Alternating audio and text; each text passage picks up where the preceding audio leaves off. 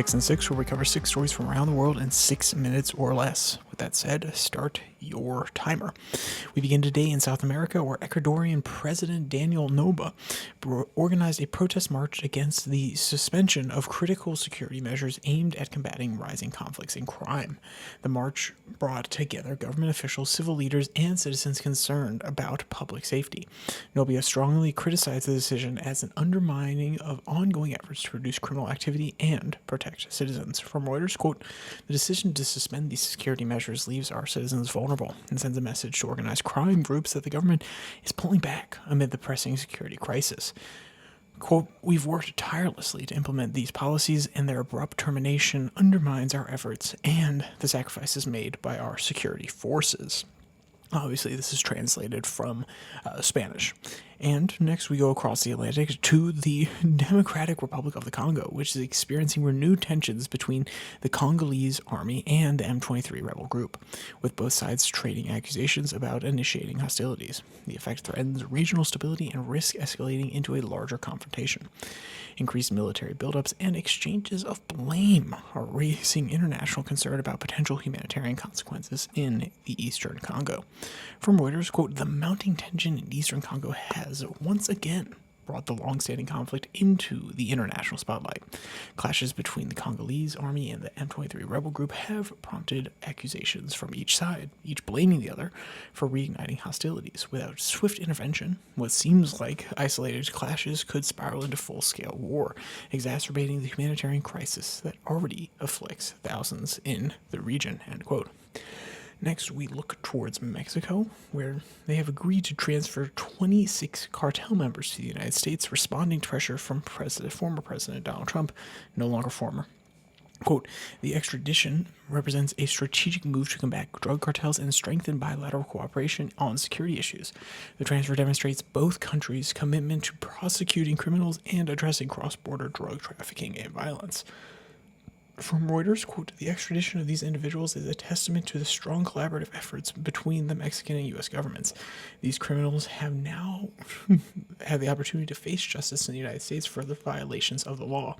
We are committed to continuing our partnership with Mexico to dismantle these dangerous organizations that threaten the safety and security of our citizens," from a U.S. spokesperson, end quote. Now, next we travel to the Asian continent, where the United Nations has released a damning report documenting systematic torture by Myanmar's security forces following the 2021 military coup. The report, based on interviews with over 700 victims and witnesses, details extensive human rights abuses, including beatings, electric shocks, and sexual abuse. The UN characterizes these actions as a deliberate strategy by the Tatmadaw to instill fear and control the population, calling for international accountability and intervention. From Reuters, quote, "The scale and pervasiveness of torture occurring in Myanmar reveals a widespread and systematic regime policy to inflict severe physical and mental pain or suffering upon people deprived of their liberty.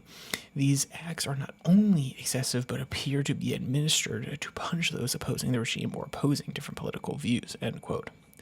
Next, we travel south to Australia, where Insurance Australia Group, IAG, reported a significant annual cash profit of 452 million Australian dollars, driven primarily by premium growth. The company's strong financial performance reflects effective business strategies and operational efficiency. IAG has successfully navigated industry challenges and positioned itself for future expansion through strategic initiatives and enhanced insurance offerings. Quote, "In a financial climate where many companies are struggling to maintain stability, IAG's ability to report such a noteworthy increase in cash profit is remarkable," end quote. And lastly, we travel to the UK, where Wikimedia Foundation lost a legal challenge against the UK's Online Security Act with a court ruling that upheld the government's regulatory requirements for tech companies to monitor online content. The act aims to protect users, especially children, from harmful material, despite Wikimedia's argument that it could undermine their open edit platform model. This decision highlights the ongoing tensions between maintaining free information access and implementing online safety protections. From Reuters, quote, the Online Safety Act represents a significant shift in how digital platforms must approach content moderation. While we believe in the principle of free and open knowledge, the court has made clear that their user safety must be a paramount consideration in today's digital landscape, end quote. And of course, if you want to read any of today's articles in their entirety, all the links will be in the description below the like and subscribe button. Also down there you can find the podcast on Spotify, Podcast, Podvine, as well as the Twitter handle at Your Daily Flip, where I post links to these episodes on Tuesday and Thursday, and the more US-focused main podcast on Monday, Wednesday, Friday. So, with all that said, there's only one more thing to say. Stay safe, don't die.